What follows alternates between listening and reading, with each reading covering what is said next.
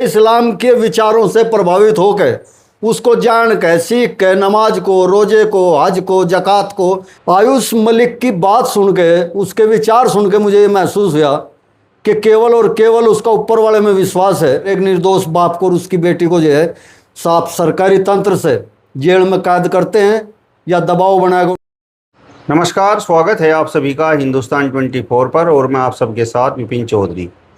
पश्चिमी उत्तर प्रदेश के शामली में जाट समाज का एक पढ़ा लिखा लड़का, करोड़पति लड़का, हिंदू धर्म को छोड़कर मुस्लिम बन गया है। उसने इस्लाम धर्म स्वीकार कर लिया है। इसको लेकर इस समय पश्चिमी उत्तर प्रदेश में खूब हंगामा मचा हुआ है और हिंदू संगठन के लोग इस घटना पर खूब हो हल्ला कर रहे हैं।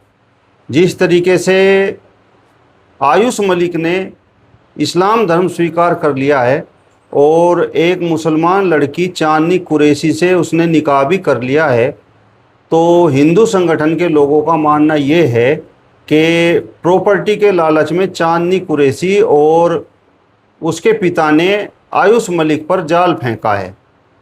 अब इस पूरी घटना पर पढ़े लिखे शिक्षित लोग क्या सोचते हैं, क्योंकि आयुष मलिक भी काफ़ी पढ़ा लिखा लड़का है।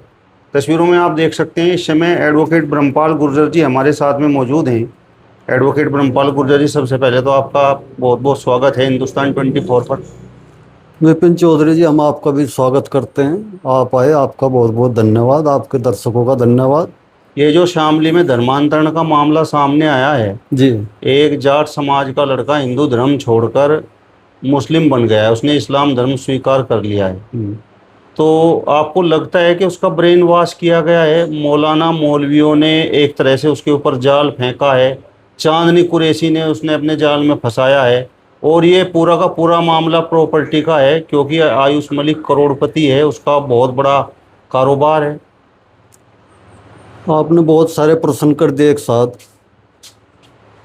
जहाँ तक मैं इस प्रकरण को देखता हूँ, मुझे ये जो ब्रेन वॉश की बात आप करते हैं, ये किस चीज़ से होता है, एक तो इसकी जानकारी मुझे बहुत कम है। ब्रेन वॉश किस तरीके से किया जाता है, ये कोई दवाई से किया जाए या किसी पढ़ाई से किया जाता है या किसी तीर तलवार से, किस चीज़ से आप ब्रेन वॉश करते हैं और किस आदमी का कैसे ब्रेन वॉश किया जाता है, इस तकनीक से मैं ज़्यादा वाकिफ नहीं हूँ। इस प्रकरण के संबंध में जहाँ तक ब्रेन वॉश आप कहना चाह रहे कि उसके दिमाग से वो पहली चीज़ें हटाएगा, उसमें नई चीज़ें डाल दी, आप ये कहना चाह रहे होंगे शायद।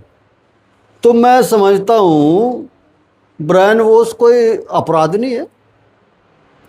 कानूनन दृष्टि से तो मेरी जानकारी में कहीं ब्रेन वॉश की कोई व्यवस्था नज़र नहीं आई मुझे, या कोई ब्रेन वॉश करेगा उसके लिए ये दंड होगा।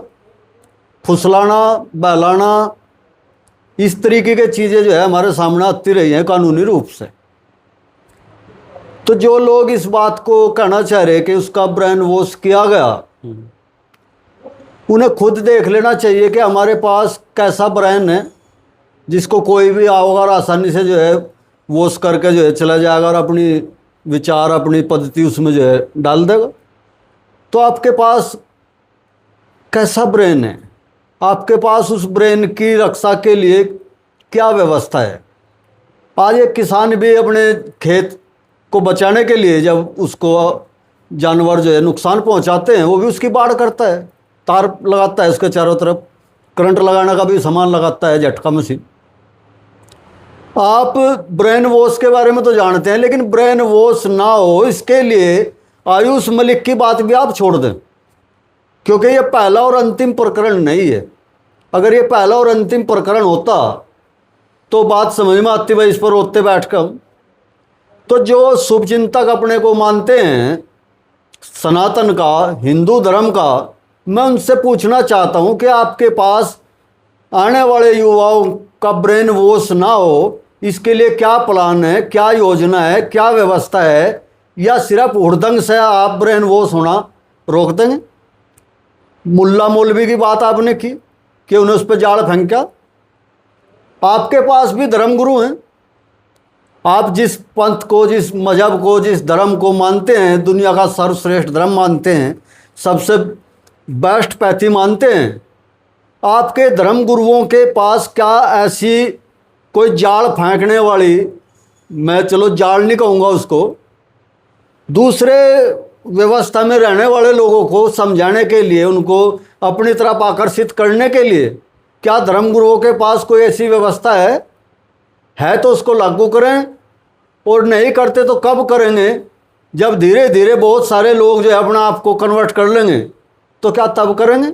या इसका हल केवल इस बात से हो जाएगा कि फला धर्म के जो विद्वान हैं, मुल्ला मौलवी, केवल उन्हीं के पास इतनी ताकत है, इतनी शक्ति है कि भाई आप जो है जाल फेंक के किसी को अपने काबू में कर सके। रही कुरैशी की बात, कुरैशी परिवार, उस लड़की की बात है, उसके पास ऐसी कौन सी ताकत है कि करोड़पति परिवार को वो अपने जाल में फंसा सकती है? क्या है उसके पास? हिप्नोटिज्म है, जादू है, कोई परमाणु बम है, वो इस देश की मालिक है, क्या है वो? जो लोग इस प्रकरण को उछालने का प्रयास कर रहे हैं, ये दर्शाना चाहते हैं कि उन्हें इस बात से खेद है, दुख है, मेरे इन प्रश्नों का जवाब दें कि उनके पास क्या व्यवस्था है भविष्य में कोई दूसरा आयुष मलिक अपने आप को कन्वर्ट ना करे। मेरा सवाल आपसे ये है कि आपको क्या लगता है कि आयुष मलिक ने इस्लाम धर्म क्यों स्वीकार कर लिया? हाँ, मैं इस पे ऐसा सोचता हूँ, जहाँ तक ये प्रकरण मेरी जानकारी में है, आयुष मलिक ने एक ऑडियो वीडियो के द्वारा अपने आप को इस्लाम से जोड़ने का सिलसिला शुरू किया। धीरे धीरे उसके मन के अंदर जो है कुछ ऐसे विचार आए कि उसको महसूस हुआ कि मुझे इस्लाम के बारे में सीखना चाहिए, जानना चाहिए।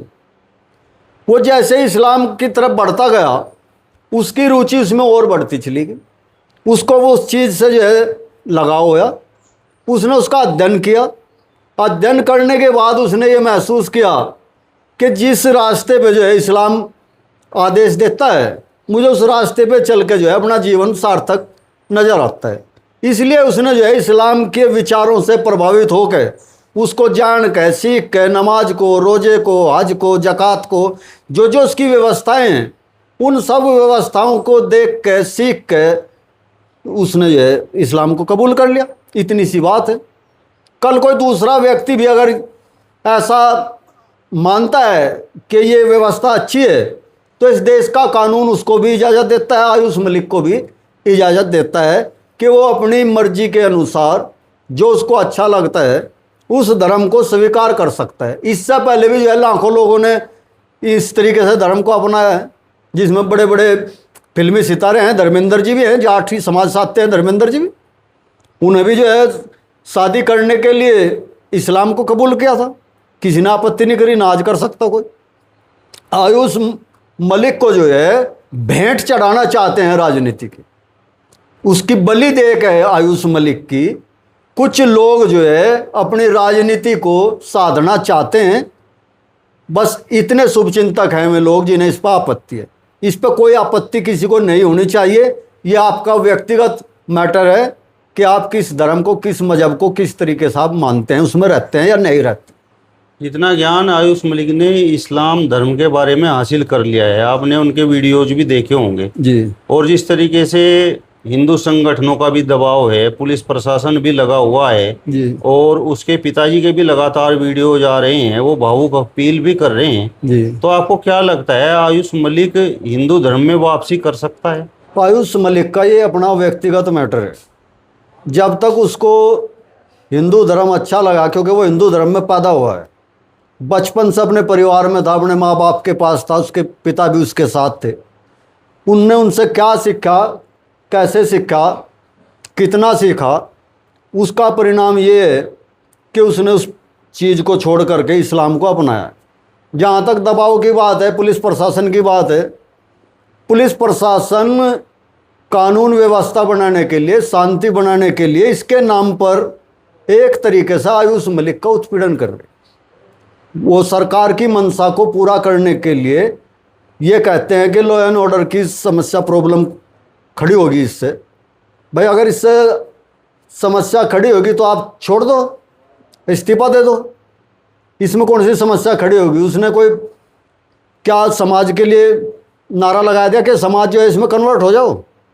उस अकेले आदमी ने अपना धर्म परिवर्तन कराया। जहाँ तक पिता की बात है, हर पिता ये चाहता है कि मेरी संतान मेरे अकॉर्डिंग रहे, मेरे अनुसार चले।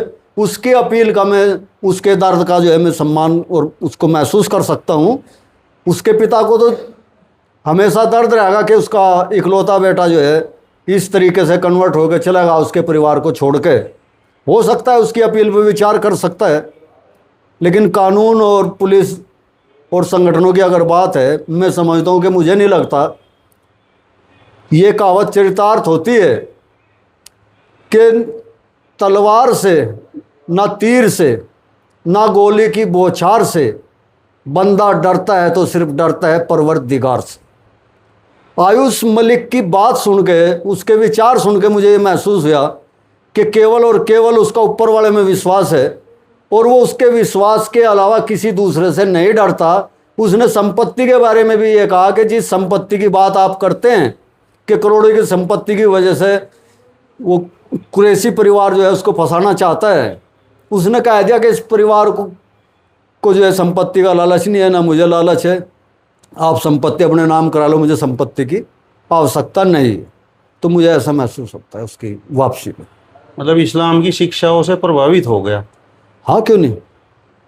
इस्लाम की शिक्षा से अकेला आयुष मलिक नहीं प्रभावित हुआ। इस विश्व की दूसरी बड़ी आबादी जो है इस्लाम को मानती। और मुझे ये बात कहने में भी गुरेज नहीं है कि अभी 200-400 साल पहले इस देश में मुस्लिम जो है बहुत कम संख्या में था। ये किन्हीं दूसरे धर्मों को छोड़ गए, इस्लाम को इसने अपनाया है और उसकी आबादी, उसकी तादाद आज इस दुनिया में जो है दूसरे नंबर पे है। दूसरी बड़ी आबादी जो है इस्लाम की है। वो ग्रोथ करता रहा हमेशा से। उसमें कुछ अच्छाइयाँ होंगी तो ग्रोथ कर रहा ना, अगर उसमें अच्छाई नहीं होती तो वो ख़त्म हो जाता। ये हमारे देश में तो जिन लोगों ने इस्लाम धर्म स्वीकार किया, तो लोग तो चर्चा ये करते हैं कि भाई इन लोगों ने तो तलवार के डर से सलवार पहन रखा है। जी, जहाँ तक मैं समझता हूँ तलवार के डर से जो है इस देश के अंदर किसी ने कोई सलवार नहीं पहना। लोगों ने जो है उस विचार से सहमत हो गए, उसको अच्छा लगा, उसको अपनाया। तलवार का डर आदमी तब तक मानता है जब तक तलवारधारी उसके सामने खड़ा है। अब ना तलवारधारी है ना तलवार है, तो अब लोग जो है वापस कन्वर्ट हो सकते थे, अपने घर वापस आ सकते थे। इसका मतलब यह है कि उन लोगों ने जो है विचारधारा को समझते हुए इस्लाम को अपनाया था और आज भी उस इस्लाम की पद्धति को मानते हैं, उसमें विश्वास रखते हैं। वकील साहब, जिस तरीके से आपने कहा कि भाई आयुष मलिक ने इस्लाम धर्म को जाना, इस्लाम धर्म को पढ़ा जी, तो उसकी दिलचस्पी इस्लाम धर्म में क्यों हुई? हमारे यहाँ पर तो सनातन धर्म है और सनातन धर्म में ही आयुष मलिक जन्मा है, तो उसको जानने का प्रयास आयुष मलिक ने क्यों नहीं किया? हो सकता है कल दूसरी चीज़ को भी जान सकता है। एक प्रोग्रेसिव माइंड है उसका, उसने उस चीज़ को पढ़ा। कल अगर हो सकता है उसके सामने कोई दूसरी बेहतर चीज़ आओगी तो वो उसका भी अध्ययन करेगा, तीसरी का भी करेगा, कर सकता है।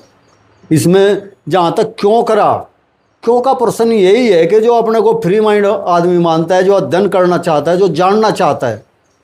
आर्य समाज हमारे यहाँ इसी चीज़ की शिक्षा देता है कि पहले जानिए, जानकर फिर उस चीज़ को अपनाइए, अंधानुकरण मत कीजिए। तो जो जानने वाले लोग होते हैं वे प्रोग्रेसिव होते हैं। इस देश में ऐसा नहीं है कि आयुष मलिक ने जो केवल इस्लाम धर्म स्वीकार कर लिया। बहुत से इस्लाम में से जो है हिंदू धर्म स्वीकार कर। तो जो आदमी जानना चाहता है, जानने के बाद उसको कुछ अच्छा मिलता है तो उस ओर जो है वो झुक जाता है, उसका झुकाव हो जाता है।